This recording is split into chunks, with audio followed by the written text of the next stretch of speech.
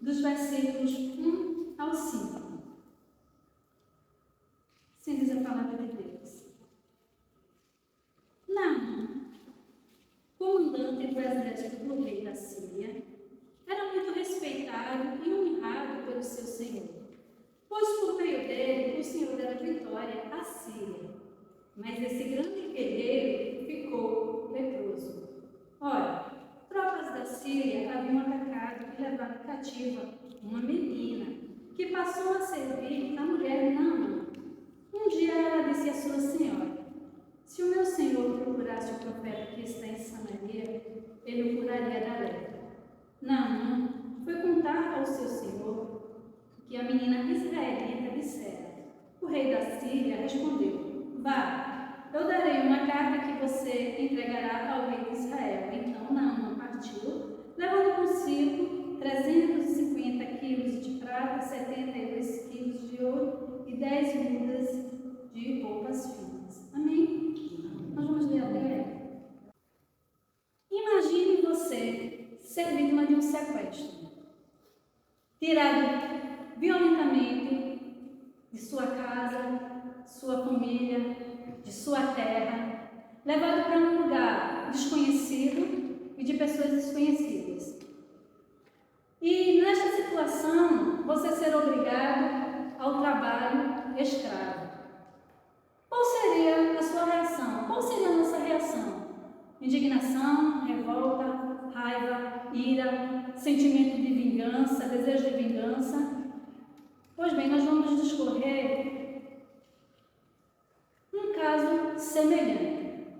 E o Reino Norte, denominado Israel, que tinha como capital a cidade de Samaria, e a nação da Síria, são os países, Israel e Síria, são os países envolvidos nessa trama.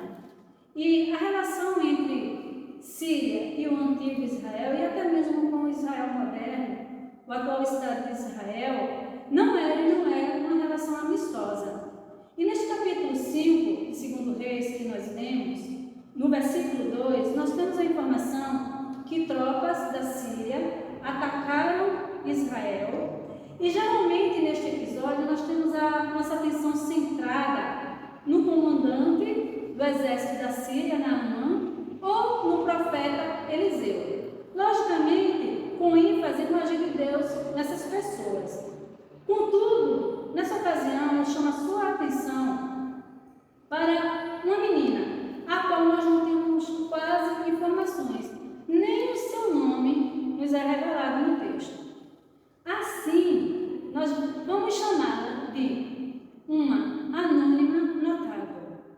E as pouquíssimas informações que nós temos, elas são suficientes para saber algumas coisas a respeito dessa anônima notável. E nos é informado no versículo 2 do capítulo 5 que nós lemos que tropas da Síria que haviam atacado Israel e na ocasião levou uma menina cativa, uma menina como escrava, e essa passou a servir a esposa do comandante do exército da Síria, Naamã. Então, essa é a primeira informação que nós temos acerca dessa jovenzinha. E a partir das próximas informações do texto, nós vamos discorrer em algumas características dessa menina, dessa anônima notável. E a primeira característica que nós podemos destacar, no versículo 3 que nós lemos inicialmente, é que essa anônima notável, ela tinha um coração benevolente, um coração bondoso, um coração generoso. Aquela menina que servia a esposa de Naamã, que conhecia a condição de Naamã, um comandante, o texto fala, respeitado e honrado, um comandante valente e vitorioso, porém leproso. Aquela menina, ela não tinha um sentimento de vingança pelo fato de Naamã, o comandante do exército, que ele tirou de sua terra, de sua casa, de sua família, ela não tinha um sentimento vingativo no fato de Naamã ter lepra, ser leproso. Antes, ela se importou com ele.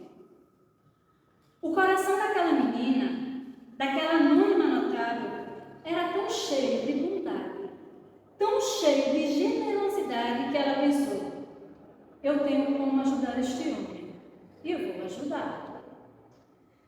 Que coração, um coração benevolente, um coração generoso, um coração bondoso. E isso me remete às palavras do apóstolo Paulo em Romanos capítulo 12, nos versos 20 e 21, quando ele diz: portanto, se o teu inimigo tiver fome, dá-lhe de comer.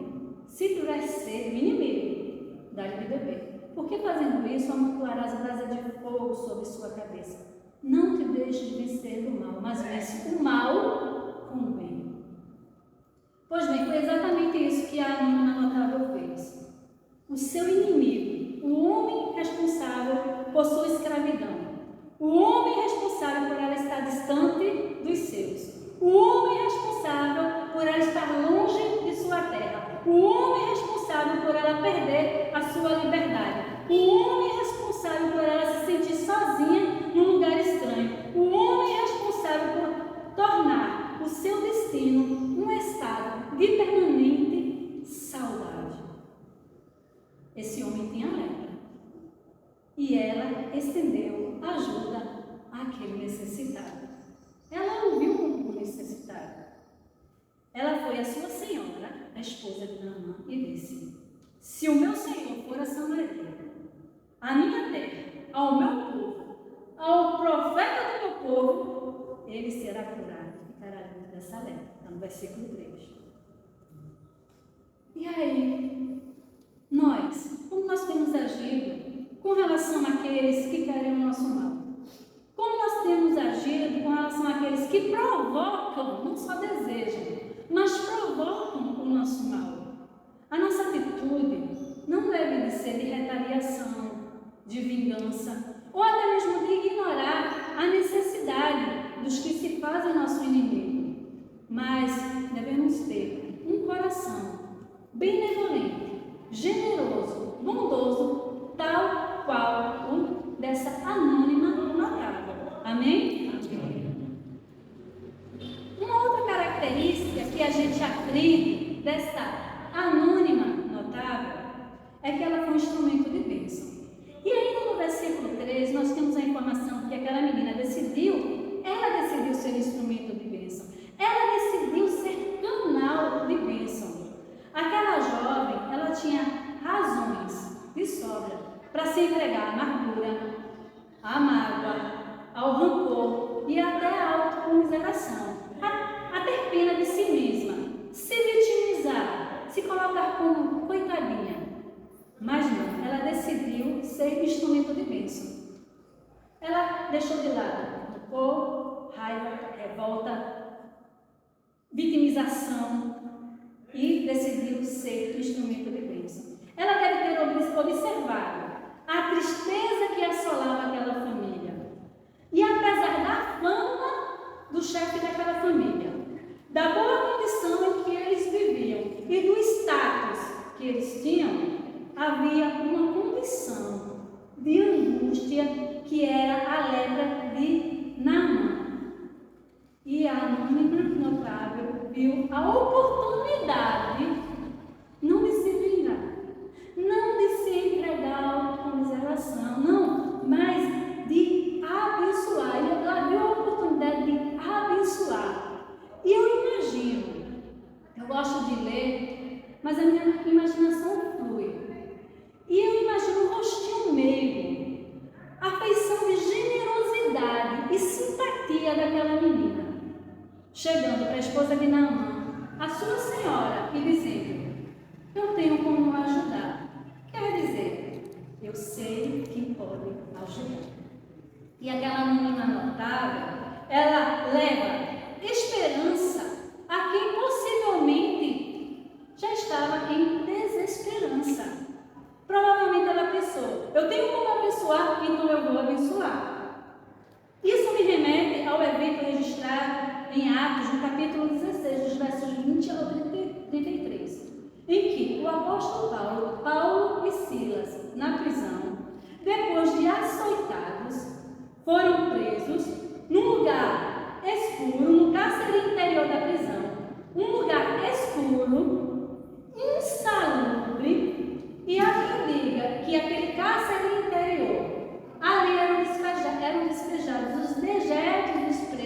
prisão, dos encarcerados da prisão.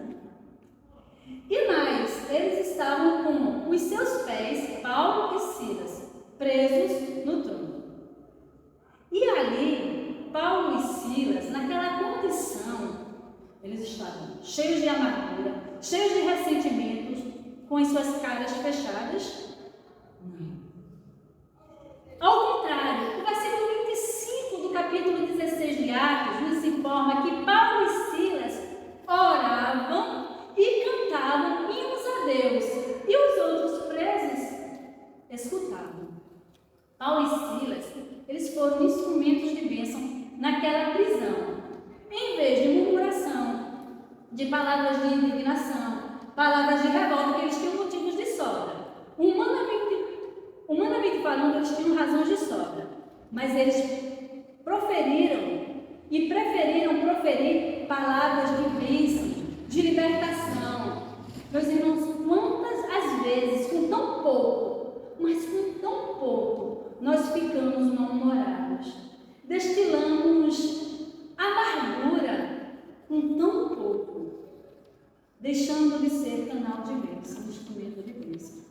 A anônima notável decidiu ser canal de bênção. Paulo e Silas, em um cárcere, decidiu ser canal de bênção. Que sejamos instrumento de bênção, tal como foi a anônima notável. Amém? E uma outra característica que a gente aprende com essa anônima notável é que ela era confiável. E os versículos 4 e 5 que nós lemos nos informam sobre essa confiabilidade dessa garota. E eu me impressiono com essa confiabilidade depositada nesta menina. A menina fala, primeiramente, a esposa de Naamã. É o que a gente entende no texto. Posteriormente, chega ao conhecimento de Naamã. E nós não sabemos se a esposa ela foi a intermediária ou a própria menina foi levada à presença de Naamã para contar. Mas o fato é que foi dado credibilidade ao que ela disse. E eu imagino que aquela anônima notável, ela era, na sua postura, no seu falar, simplesmente notável. Ela era uma anônima, de fato, notável, ao ponto de não haver hesitação, dúvidas quanto ao que ela falou. Naamã foi contar ao rei da Síria o que a menina escrava disse. Isso está no versículo 4. Agora pense comigo. Que valor, que crédito tem a palavra de um escravo? Que crédito tem a palavra de um escravo? Mas aquela menina era diferente. Aparentemente, nem o rei indagou. O texto que a gente leu é bastante sucinto, é bastante resumido. Contudo, se houve algum questionamento por parte do rei da Síria, tipo, não, é apenas a palavra de uma escrava. Naamã deve ter respondido, mas ela é confiável. E será que nós usufruímos de tamanha confiança, tamanha credibilidade com relação à nossa palavra? Irmãos, há uma maneira de sermos de fato levados a sério. Sabe como é? Quando a gente anda com a verdade. A verdade é o estandarte da nossa confiabilidade. Em Colossenses, no capítulo 3, versículo 9, fala: não mentais uns aos outros, visto que já vos despistes da velha natureza. Mentira é coisa da velha natureza. O autor da mentira, o pai da mentira é o diabo. E quando alguém mente, pratica a mentira, se coloca debaixo dessa paternidade. Então, que sejamos dignos de confiança com a nossa palavra, com a nossa postura, tal qual era a minha notável. Amém? E uma outra característica que a gente aprende dessa anônima notável é que ela era uma escrava, mas era livre. Antagônico, né? Ela era escrava, mas era livre. Pois bem, dos versículos 1 ao 5 a gente percebe que essa anônima notável, como escrava, ela era livre. No versículo 2, nos é comunicado que a menina foi levada cativa. Foi levada refém, subjugada, escrava, para servir a mulher de Naamã. Nós não sabemos da vida dessa menina, se ela tinha uma boa condição em Israel. Não sabemos de sua situação familiar. Porém, o fato é que ela foi levada prisioneira quando outrora ela era livre. Mas vamos refletir juntos. Vamos pensar juntos aqui. Aquela menina permaneceu livre, mesmo na condição de escrava. Por quê? Porque a verdadeira liberdade não consiste no mero direito de ir e vir, numa liberdade visível aos olhos, mas a verdadeira liberdade, ela é interior. A liberdade interior, essa não pode ser tirada do ser humano. Era assim como aquela anônima notável. Ela não se entregou à condição de típica prisioneira, mas ela manteve a sua dignidade, a sua liberdade, porque ela era escrava de um povo. Ela era escrava da Síria, mas era livre interiormente. Sua mente, suas emoções, seus sentimentos, suas ideias, seus valores não estavam cativos à adversidade. A anônima notável conhecia a verdade. Ela sabia da existência de um Deus verdadeiro, cria no poder deste Deus, sabia da verdade do profeta Eliseu e que ele servia a Deus. E essas verdades a faziam livre. Em João, no capítulo 8, versículo 32, o próprio Senhor Jesus, ele disse: e conhecereis a verdade, e a verdade vos libertará. A verdade que liberta é a palavra. A palavra de Deus. A palavra de Deus é o Logos. O Logos, a palavra é o Logos de Deus. O Senhor Jesus é essa palavra. É o Logos. É o Verbo. É a palavra em ação. Jesus é a verdade que liberta. E em João 8,36, o próprio Senhor Jesus, ele continua falando: se pois o Filho vos libertar, verdadeiramente sereis livres. Detalhe, ele está falando para um povo, na ocasião, subjugado, oprimido pelo Império Romano. E ele está falando de liberdade. Ainda que presos, irmãos, em cárceres, em prisões, ainda que doentes, presos a leitos, ainda que em perseguição, ainda que em qualquer outra adversidade, se formos alcançados por Cristo, verdadeiramente seremos livres. Somos livres. Livres de mágoas, livres de culpas, porque a liberdade exterior, ela pode ser um engano, mas a interior, ela é genuína, ela é verdadeira. E quando nós temos essa liberdade interior, não há cárceres, não há prisões que amarrem, que prendam um coração benevolente, um coração generoso. Quando nós temos essa liberdade interior, não há cárceres, não há prisões que nos impeçam de sermos canais de bênção. Quando temos essa liberdade interior, não há cárceres, não há prisões que nos prendam, de sermos, nos impeçam de ser instrumentos de bênção, que calem a nossa voz para anunciar as boas novas de salvação. Aquela garota, ela levou esperança a uma família.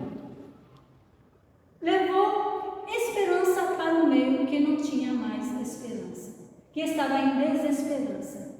E nós podemos levar, anunciar as boas novas de esperança e de salvação. São essas as lições que nós aprendemos com essa anônima notável. Por quê? Do que adianta sermos conhecidos, famosos, se nós não fazemos a diferença? Ela não era conhecida, ela não tem nem o seu nome revelado, mas ela era notável. E o que ela fez? Fez toda, a sua postura fez toda a diferença. E que nós aprendemos com essa garota, amém? Amém. Que essas lições aprendidas com essa anônima notável possa ficar guardada em nossos corações, possamos aprender a ter esse coração benevolente, sermos canais de bênção e falar e anunciar as boas novas para aqueles que precisam. Amém? Que Deus nos abençoe.